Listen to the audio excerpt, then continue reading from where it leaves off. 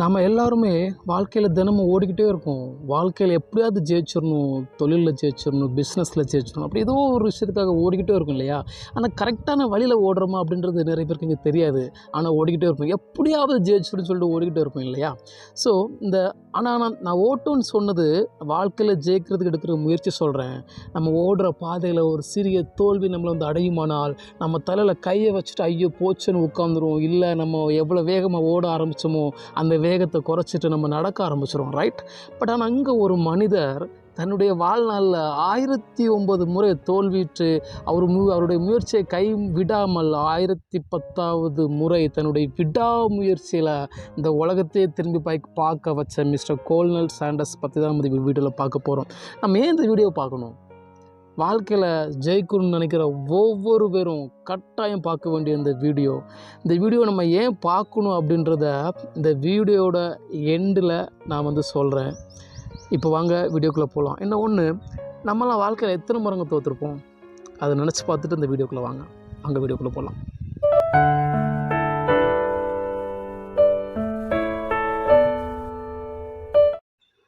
கோல்னல் Santner 1890 அமெரிக்காவில் உள்ள ஒரு மாகாணத்தில் பிறகுறாரு. இவருக்கு 5 வயசு இருக்கும்போது அவங்க அப்பா வந்து இறந்து போயிடுறாங்க. அதனால் அவங்க அம்மா வீட்டு வேலை பார்த்து இவர் அப்புறம் தங்கச்சி ரொம்ப கஷ்டப்பட்டு வளர்த்துட்ருக்காங்க. ஒரு அப்பா இல்லாத குடும்பத்தில் பிறந்து வளர்ந்து அது எவ்வளோ கஷ்டமாக இருக்கும் அப்படின்றது இங்கே எல்லாருக்குமே தெரிஞ்சது தான் இல்லையா? தன்னுடைய ஃபேமிலி படுற கஷ்டத்தை பார்த்துட்டு அந்த சின்ன வயசில் தன்னுடைய ஸ்கூல் படிப்பை வேணான்னு தூக்கி போட்டாருங்க. குடும்பத்துக்காக தூக்கி போட்டார். என்னால் என் குடும்பத்துக்கு எப்படி உதவ முடியும் அப்படின்றத மட்டுமே யோசிச்சார். அவருக்கு என்ன தெரியும், அவருக்கு என்ன வேலை தெரியும்லாம் அவர் யோசிக்கலை. எனக்கு தெரியும் கூலி வேலை நான் செய்ய முடியும் அப்படின்ட்டு அந்த சின்ன வயசில் தனக்கு தெரிஞ்ச கூலி வேலையில் தேடி செஞ்சார். தன் குடும்பத்துக்கு ஒரு சப்போர்ட்டாகவே இருந்தார். அவங்க அம்மா வீட்டில் இல்லாத நேரம் அவங்க அம்மா வேலைக்கு போன டைமில் தங்கச்சிக்கு சமைச்சு கொடுக்குறது, அவங்க அம்மா சொல்லிக் கொடுத்த சமையலை கற்றுக்கிட்டு சமைச்சு கொடுக்குறது எல்லாமே வீட்டை பார்த்துக்கிட்டது இவர் தான். இப்படி ஏற்கனவே பிரச்சனையோடு போயிட்டு இருக்கிற அவர் வாழ்க்கையில் அடுத்த ஒரு பிரச்சனை தலை காட்டுது. என்னென்னு கேட்குறீங்களா? அவருடைய அம்மா இன்னொரு கல்யாணம் பண்ணிக்கிறாங்க. அவருக்கு கல்யாணம் பண்ணிட்டு வர அந்த நபரால் இவங்களுக்கு நிறைய பிரச்சனை. அந்த நபருக்கு இவரை கண்டாலே பிடிக்காது, திட்டிக்கினே இருக்கிறாரு. இவருக்கு இங்கே வீட்டில் இருக்கவே பிடிக்கல. என்னடா பண்ணுறது, வாழ்க்கையில் பிரச்சனை மேலே பிரச்சனை வந்துட்டுருக்கேன்னு அவர் ரொம்ப ஃபீல் பண்ணுறாரு. நான் என்ன தான் பண்ணணும் அப்படின்னு யோசிக்கும்போது அவருக்கு ஒரு யோசனை வருது. நான் என்னுடைய மாமா வீட்டில் போய் தங்கிக்கிறேன், அங்கேருந்து என்னுடைய வேலையை தேடிக்கிறேன், என்னுடைய முயற்சியை நான் அங்கேருந்து தொடர்றேன் அப்படின்னு நினைக்கிறாரு. இப்படி மனுஷனுடைய வாழ்க்கையில் வந்து முதல் பாதி வேலை தேடியே அலைகிறாருங்க. ஆனால் அவருக்கான வாய்ப்பு எதுவுமே அவரை தேடி வரல. இவர் தேடி போகிறாரு, அதுவுமே தோல்வியில் முடியுது. இந்த சமயத்தில் அவர் கல்யாணமும் பண்ணிடுறாருங்க. கிடைக்கிற வேலையை பார்க்குறாரு, ரயில்வே கிளீனராக வேலை பார்க்குறாரு. அங்கே ஒரு ஆக்சிடெண்ட் ஆகுது, காயம் ஏற்படுது. அதனால் ரொம்ப அதிகமாக லீவ் எடுக்கிறாரு. அதனால் விரட்டி விட்டுறாங்க. மிலிட்டரியில் ஜாயின் பண்ணுறாங்க. படிக்கலைன்னு சொல்லி அசிங்கப்படுத்துகிறாங்க. கழுதை கையாளக்கூடிய ஒரு நபராக மிலிட்டரியில் வேலை பார்க்குறாருங்க. படிக்கலைன்னு அசிங்கப்படுத்தினால அங்கேருந்து வந்துடுறாரு. குடும்பத்தில் சொல்ல முடியலைங்க, அவர் எடுக்கிற முயற்சியை புரிஞ்சிக்க முடியல. அவங்க ஒய்ஃபு பிள்ளைங்க எல்லாருமே அவரை விட்டுட்டு போயிட்டாங்க. மனுஷனுக்கு என்ன பண்ணன்னே தெரியல. திரும்ப தன்னுடைய வாழ்க்கையை ஃபஸ்ட்டு இருந்து ஆரம்பிக்கிறாரு. அவருக்கு வாழ்க்கையை திரும்ப ஃபஸ்ட்டு இருந்தே ஆரம்பித்த ஒரு ஃபீலுங்க.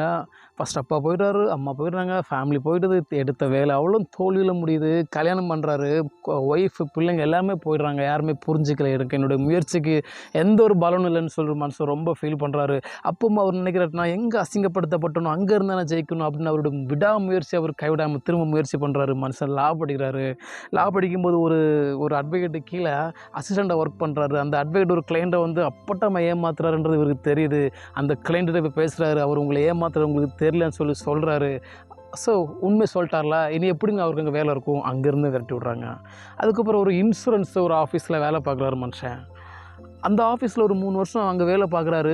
மக்களை வந்து ஏமாற்றி தான் பேசணும், நிறைய பொய் பேசணுன்ற மாதிரி ஒரு சூழ்நிலையை தாண்டி எப்படியோ கஷ்டப்பட்டு 3 வருஷம் வேலை பார்க்குறாரு. அவர் வந்து ஏமாத்துறது பிடிக்கலை. மனுஷன் நீதி நேர்மணி வாழ்ந்தவர் இல்லையா? ஸோ அவருக்கு ஏமாத்துறது பிடிக்கலை. அந்த வேலையை விட்டுலாம் சொல்லிட்டு அந்த வேலையை விட்டு வர்றாரு.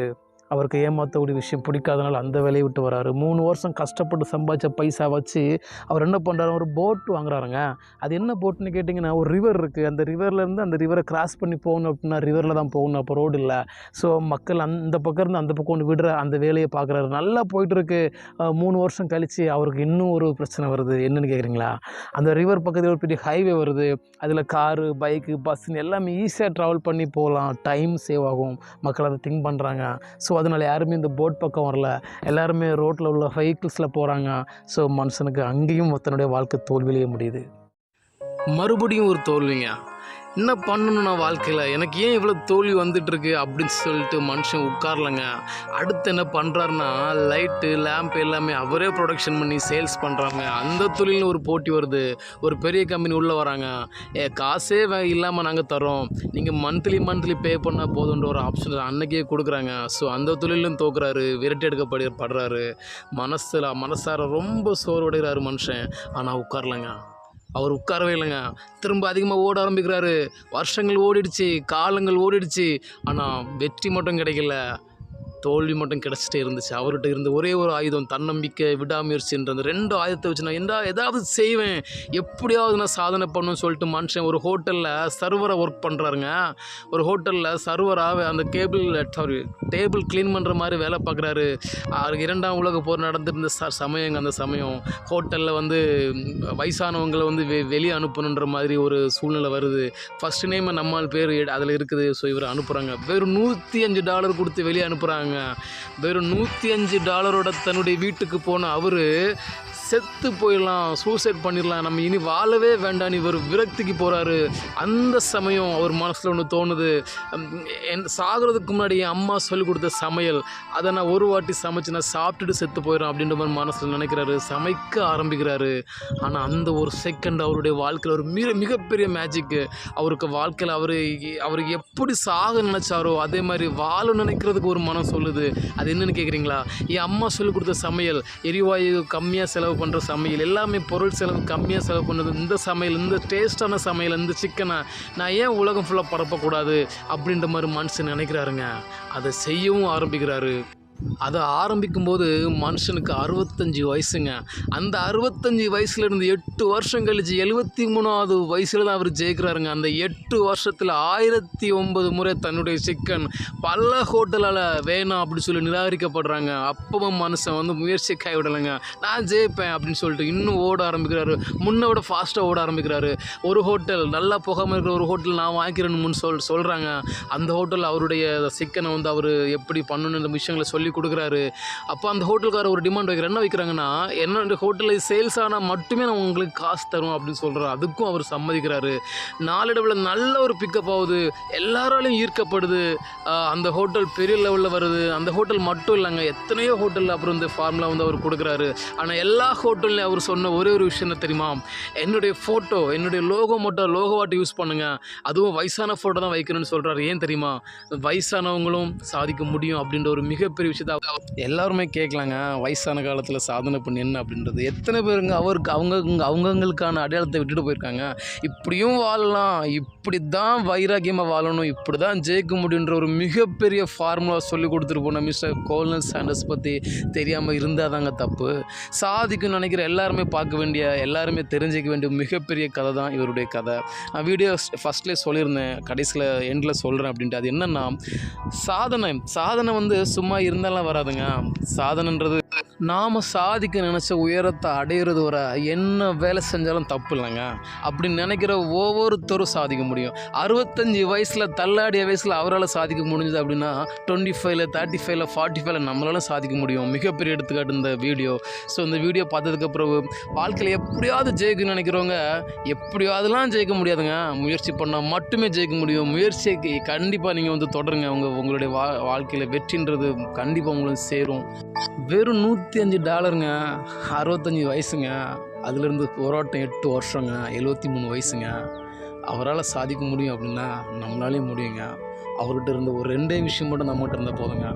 ஒன்று முயற்சி, ஒன்று தன்னம்பிக்கை. இந்த 2ம் நம்மக்கிட்ட இருக்குமானால் நாளைக்கு நீங்களும் ஒரு பெரிய KFC மாதிரி ஒரு கோல்டன் சாண்டர்ஸ் மாதிரி ஆகலாம். அவர் சின்ன வயசில் 1000 கஷ்டப்பட்டுருக்கலாங்க.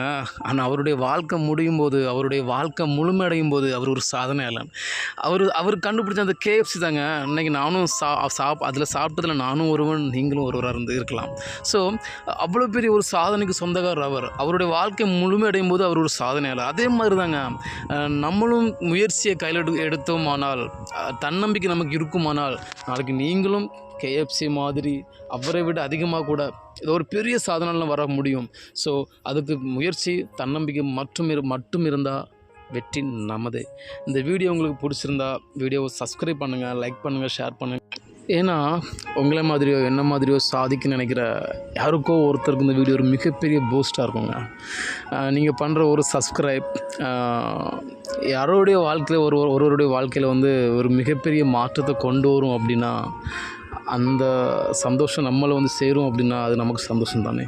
ஸோ வீடியோ பார்த்து முடிச்சுட்டு பிடிச்சிருந்தா கண்டிப்பாக சப்ஸ்கிரைப் பண்ணுங்கள், ஷேர் பண்ணுங்கள், சப்போர்ட் பண்ணுங்கள். தேங்க்யூ.